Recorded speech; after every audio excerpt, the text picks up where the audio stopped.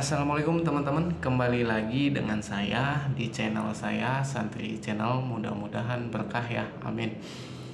Oke, untuk kesempatan kali ini saya ingin mengobrol dengan teman-teman dan sedikit memberikan masukan sebagai bahan pembelajaran ya, bukan hanya untuk teman-teman tapi juga untuk diri saya sendiri, dan mari kita belajar sama-sama gitu. Jadi sebagai manusia kita mempunyai rasa marah. Rasa marah itu bisa datang tiba-tiba karena sesuatu hal yang kadang tidak memancing emosi kita gitu ya.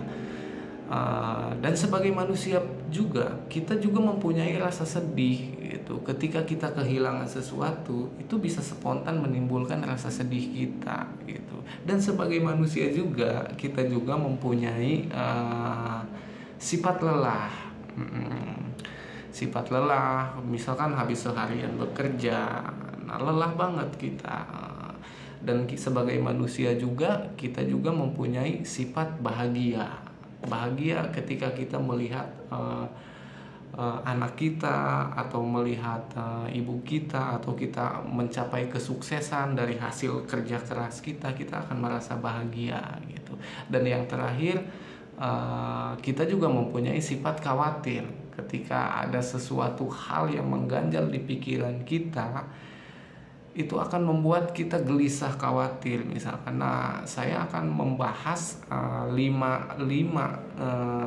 situasi ini yang seharusnya kita diam. Kita seharusnya diam dalam 5 situasi ini gitu. Jadi yang pertama, kita harus diam ketika kita bahagia. Itu yang pertama. Kenapa? Ya karena tidak semua orang mungkin bahagia gitu. Jadi itu akan menimbulkan iri. Nanti contoh, lu lagi bahagia banget begini-begini, lu cerita-cerita ke orang tentang kesuksesan lu, tentang bagaimana lu bisa memberi ke keluarga lu, ke ibu lu, atau lu bisa mencapai level tertinggi di karir lu gitu. Jadi itu nanti akan membuat orang iri gitu. Jadi lebih baik diam gitu. Karena kita bicara itu bukan dalam artian kita gimana ya, tapi orang akan nangkap itu kita itu sombong nantinya gitu. Nah, itu yang pertama. Jadi kita harus diam dalam situasi kita bahagia. Yang kedua, kita juga harus diam dalam situasi kita sedang sedih gitu. Jadi kalau emang kita lagi sedih, lebih baik diam. Kalau menurut saya lebih baik diam. Kenapa? Karena kalau kita lagi sedih ngomong, kita mengutarakan kesedihan kita ke orang lain, kita bercerita, curhatlah kita. Jadi seolah-olah kita mengharapkan belas kasihan ke orang lain gitu. Dan itu juga punya nilai jelek gitu. Kenapa? Takutnya orang yang kita curhatin itu salah tangkap gitu. Jadi malah dikira kita butuh simpati dari dia, butuh bantuan dia gitu. Jadi itu yang kedua, lebih baik kita diam ketika kita sedang sedih gitu. Nah, yang ketiga apa? Yang ketiga itu ketika kita marah. Nah, hati-hati ketika kita marah, lebih baik diam. Kenapa?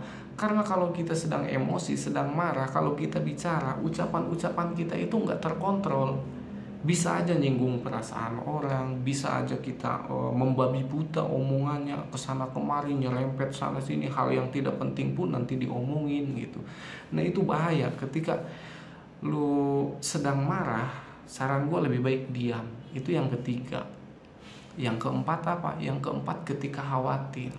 Ketika khawatir, lu jangan banyak bicara, ngomong sana sini, lu lebih baik diam. Kenapa? Takutnya namanya orang khawatir itu gerasak gerusuk, bro. Jadi mengerjakan apapun juga tidak fokus. Kenapa? Karena sedang khawatir gitu. Takutnya lu ngomong juga gerasak gerusuk, lebih cepat mengambil keputusan, padahal keputusan yang salah gitu. Kenapa? Karena sesuatu yang instan itu tidak baik, yang gerasak gerusuk itu yang nggak baik gitu.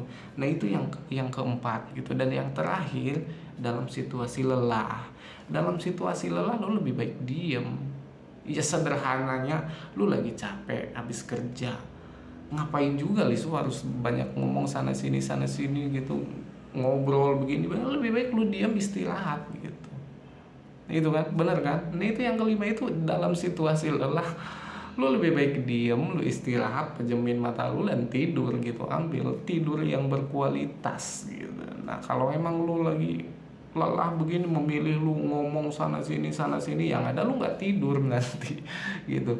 Ya mungkin itu lima situasi yang lebih baik kita diam ya, lebih baik kita diam dalam 5 situasi itu. Ya mungkin itu aja yang bisa saya bagi untuk kesempatan kali ini. Kurang lebihnya saya mohon maaf. Wabillahi taufiq wal hidayah. Wassalamualaikum warahmatullahi wabarakatuh.